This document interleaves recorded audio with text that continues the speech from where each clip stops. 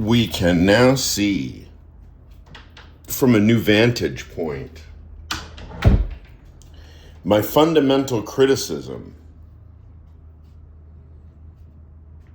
of Noam Chomsky. Now, this has been something I've articulated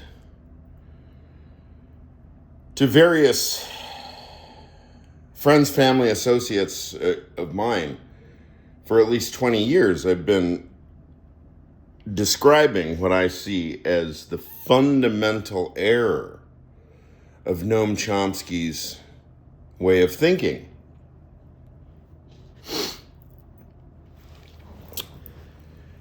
Now, of course, I have to be very careful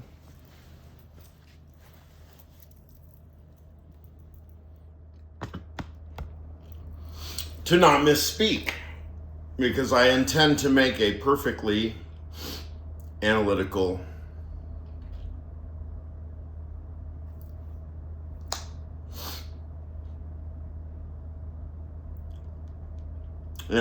what? Criticism.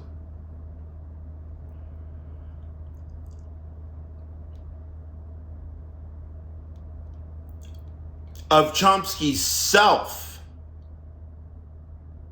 as a philosopher, as a public thinker, as an American thought leader. Noam Chomsky has what I remember he says to careers, an academic career and a career of correspondence, and I could be completely misremembering, but that roughly he spends 20 hours a week or something corresponding with people that appreciate his work and have questions and comments and so forth, all of which is perfectly normal behavior for an eminent thought leader, I would suppose. Is that redundant? Eminent thought leader.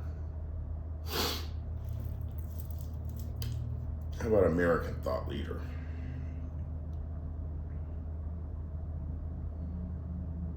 So what's up with the politics and the linguistics? Oh, he will tell you. He keeps the politics meticulously out of the science lab and the linguistics classroom. Okay, good. Formally, yes. De jure, yes. You shan't open. Shan't? One does not open a book on mathematical logic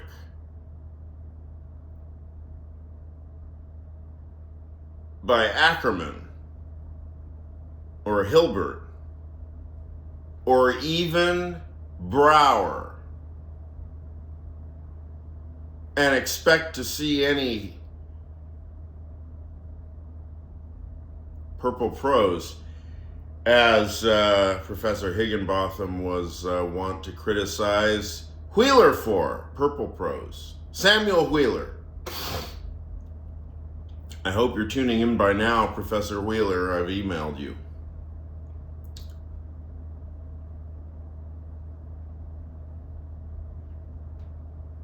Well, that's all well and good. De jure scientific objectivity. All the great scientists subscribe to that. But what if all the great scientists are in fact repressed sexually, or maybe they're philandering womanizers like Noam Chomsky? How do we know? Unless he's prepared to hold the microscope, the magnifying glass of first-person se propositional scrutiny to his own personal life, so we can see the way, for example, his finances or his sex life or both so that we can see the way that Noam Chomsky's Jeffrey Epstein affects Noam Chomsky's linguistic philosophy. Throw in the political too.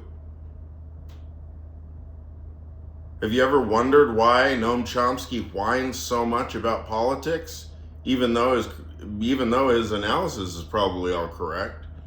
He's got hard feelings.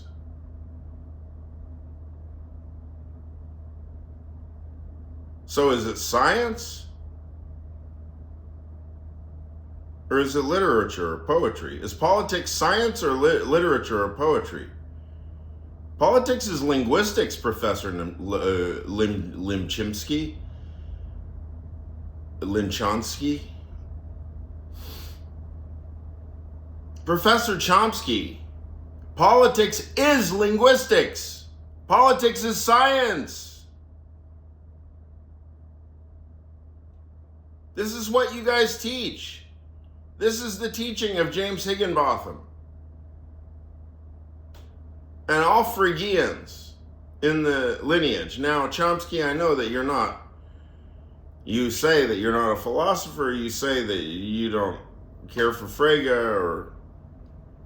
Okay, All right.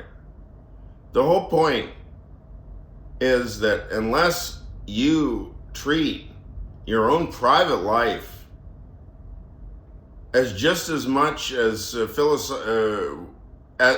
though it has just as much philosophical significance as anything else that you analyze, whether it's the U.S. government or Swahili sentences or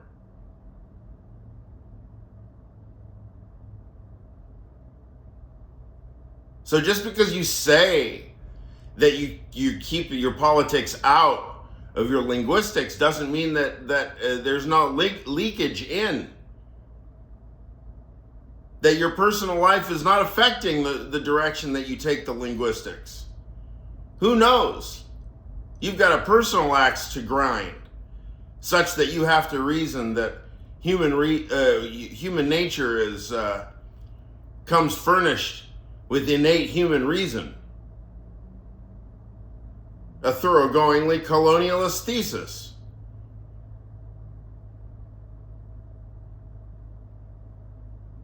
From Mr. MIT himself, accepting over $850,000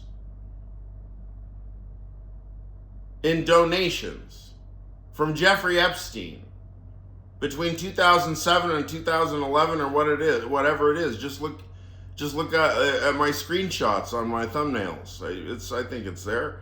If not, just fucking open up any podcast and type in EPSTEIN CHOMSKY.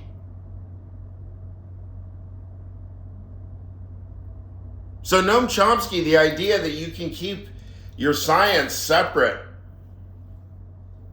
from your socio-political, socio-cultural self is a grave mistake. And it doesn't require myself, to demonstrate the mistake, because the evidence serves as the demonstration itself. All any of us have to do is just point at it. So, I don't know, Chomsky, maybe you should have studied philosophy. Or maybe you did study philosophy and you're just too ashamed to say it.